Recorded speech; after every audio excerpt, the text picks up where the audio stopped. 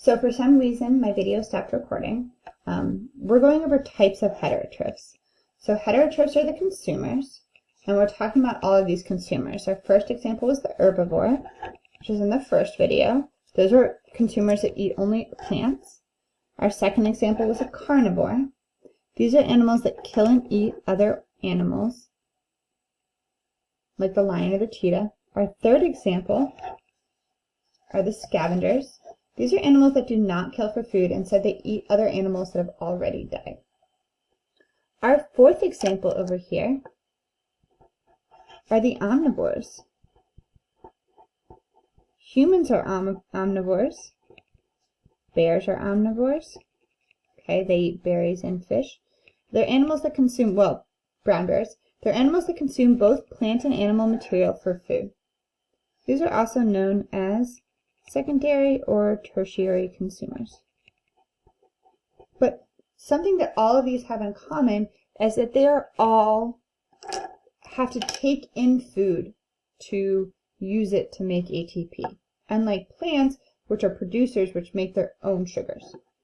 Our last category are our decomposers. We often call these nature's recyclers, because these are organisms that break down and absorb nutrients from dead organisms. For example, we can think about fungi, like mushrooms.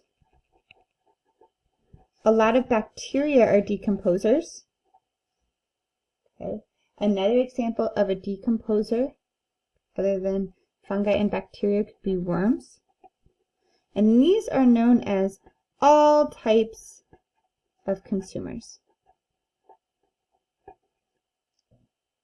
So to review, autotrophs or producers make their own food through photosynthesis, like plants and algae. Consumers must consume or take in nutrients for food. Okay, and the types of consumers we're looking at herbivores that eat only plants. So in this PowerPoint you can see this cricket is an herbivore. It's eating only the plants. It's also the first consumer, so it's known as a primary consumer. You can have carnivores that eat only meat. So in this example, both the snake and the eagle, and actually in this example the frog, but we'll just say the snake and the eagle are carnivores because they're eating only other animals. Now let's say we wanted to draw a line between the frog and the grass. So let's say the frog ate the grass and the cricket. Okay, that might be an omnivore. A scavenger isn't shown in this picture. It would be something that's eating a dead organism, something that's already died. Like a snake would eat a live frog, but a vulture would eat a dead frog, which makes a vulture a scavenger. An omnivore eats plants and animals. So again, if we drew a line between this frog and the grass and the cricket, if it ate both of those, it would be an omnivore.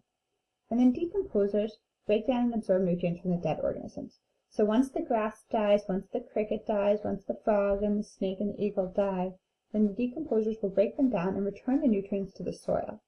Okay, so they're nature's recyclers. So they're going to eat off of all of these organisms.